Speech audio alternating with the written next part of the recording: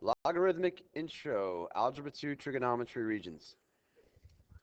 All right, it's actually a fair amount of notes for this introduction on logarithms. And the first, which is probably the most important, is to always remember that a logarithm is an exponent. So a logarithm is essentially a notation that allows us to work exclusively with exponent and exponent properties. That's why we're teaching this right after we taught a chapter on exponents and their properties. So we have a different notation that's going to take a little getting used to. And so the basic log notation is log base answer equals exponent. And the base answer exponent corresponds to what you're used to in exponential form, base exponent equals answer. I think this would best be understood with an example. So something familiar. Let's say 2 to the third equals 8. Now 2 cubed equals 8. That is what we call exponential form. And it has three components. It has a base of 2, an exponent of 3, and the answer, which is equivalent to this, is 8. In log form, that would be log base, which is 2. And it's helpful that the base is at the bottom of the exponent. Well, the base is at the bottom of the logarithm also. So always remember base, bottom, base, bottom. So log base answer equals exponent. So log base 2 of 8 equals 3. And that's how it would be said. Log base 2 of 8 equals 3. And so whenever you see a logarithm in logarithm form, it's, you know, this base raised by this exponent has this answer. And so it's a little weird to get used to, but you'll get used to it quickly. And you're going to do a lot of converting back and forth from these two forms. So always remember the base is on the bottom and it equals the exponent because it is an exponent. Now, a couple things about logarithms and some stuff. So a logarithm equation is the inverse of an exponential equation. That's kind of the purpose of it. So here's an exponential equation, y equals c to the x. That is an exponential equation, like y equals 3 to the x. That's an exponential equation that we worked with in the previous chapter. We learned about that graph and so on. Its inverse would be, and remember, inverse means switch x and y. Its inverse would be x equals 3 to the y. But think about it. We tend to like our equations to be y equals, not x equals. So when we did inverse functions a while back, and what we did was we switched it and then we solved for y. You know, we got y alone again. Well, you can't really get an exponent alone. You can't really get rid of the base and so on. So this is where logarithms come in. So I can take this notation here, x equals 3 to the y, and I can make it a y equals equation. I could solve it for the exponent because logs are exponents, and it would be log base 3 of x. So I think it's a little confusing and a little tricky, this concept of inverse and stuff. And once we get to a graph example, maybe it'll make a little more sense for you. But the exponential form that you're familiar with, y equals 3 to the x, its inverse would be x equals 3 to the y. But we want to be y equals, so then we can write it in a log notation, so it's a y equals type of thing. But just remember that a log equation is the inverse of an exponential equation. That's really the takeaway that you have to get from that statement there. Then there's two special logs that I'm pointing out right here. The common log is a logarithm of base 10. And so if you have a log base 10, you actually don't need to write the 10. That's kind of like how, you know, how we have like the square root of x. There's several things we don't write here. Like for square root, we don't put the little 2. Like we do for cubed root or fourth root or fifth root, we put the number there. For square root, we don't write the 2 because it's implied. And for x, the coefficient of 1, we don't bother to write 1x because we know it's there, it's implied. And the exponent of x here would be x to the first. Again, we don't write exponents of 1, we don't write coefficients of 1, we don't write power numbers of 2 for square root powers. Same thing for a log of base 10. So if you have a log base 10 of x, you could just write log x. So if you ever see logarithms that don't have a base here, you can assume it is a 10. And then lastly, before we get to some examples, is a special log called the natural log. And a natural log is a logarithm of base e. Now, e is a number. It's not a variable. It's like pi. Like, know how on your calculator we have a pi key, and pi is 3.14 and a whole bunch of never-ending numbers because it's an irrational number. Same thing with e. And e is second division sign. You see the little e above the division?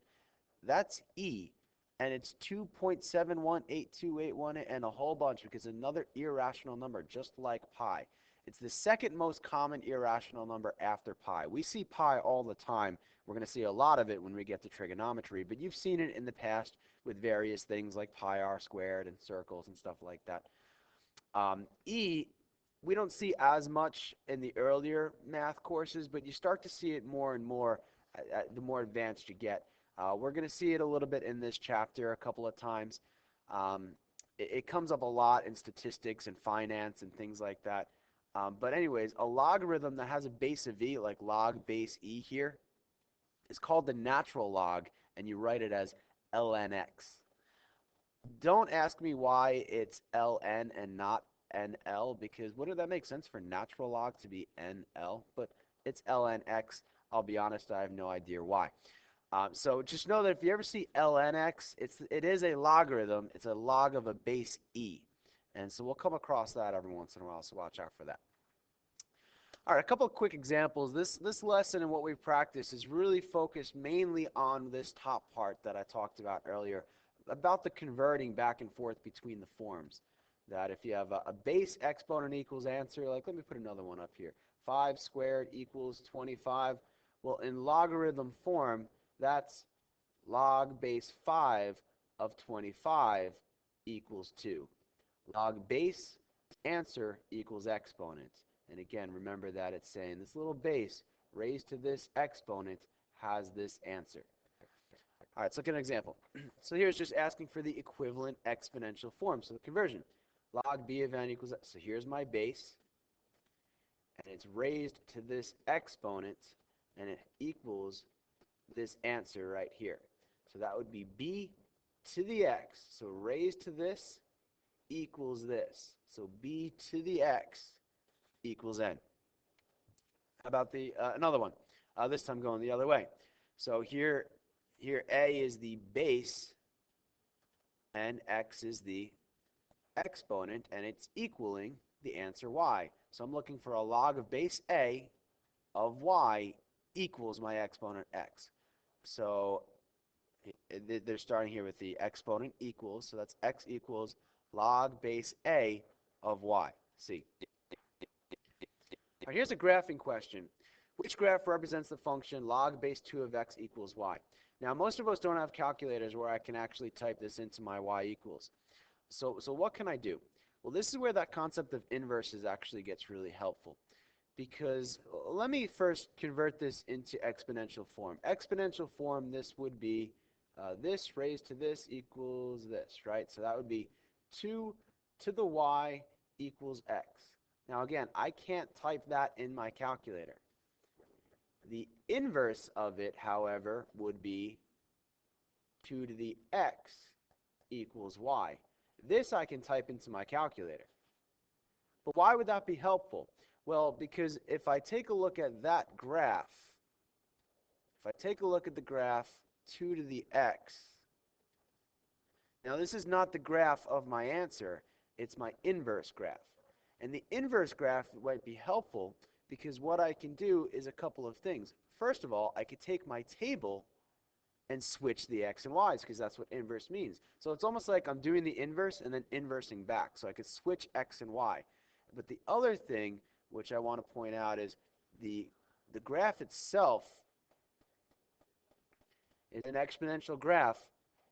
The way to do inverse graphically is if you reflect over the line y equals x. Reflecting this line switches x and y values. So it ends up looking something like that. And so the answer is A. This is what, we know exponential graphs look like that. Well, logarithm graphs look like that.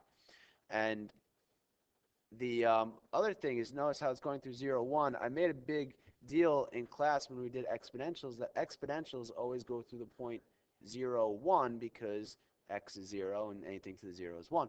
Well, the inverse is switching that. So just remember that this is what a log graph looks like. And you could think about it here, 2 to the y equals x. Well, um, here's x, here's y. So that would be like 2 to the 0 equals 1, which is certainly a true statement. 2 to the y equals x, 2 to the y equals x. All right, two more very quick examples. I know this video is running a little long, but it's an introduction video. Um, Solve for the value of x. All right, so I want to convert this into exponential form because that's a little bit easier right now. So this raised to this equals this is simply saying 5 to the 4th equals x, and 5 to the 4th is 625. My calculator can confirm that, but take my word for it, it is. And then one more, this one, again, base to this equals this. So 4 to the what equals 1/16? Well, I know 4 squared is 16, so 4 to the negative second equals 1/16 because of our knowledge of negative exponents. And so a lot of what we're going to be doing is stuff like this, converting back and forth, solving basic equations, and working with these properties. Yeah, I mean,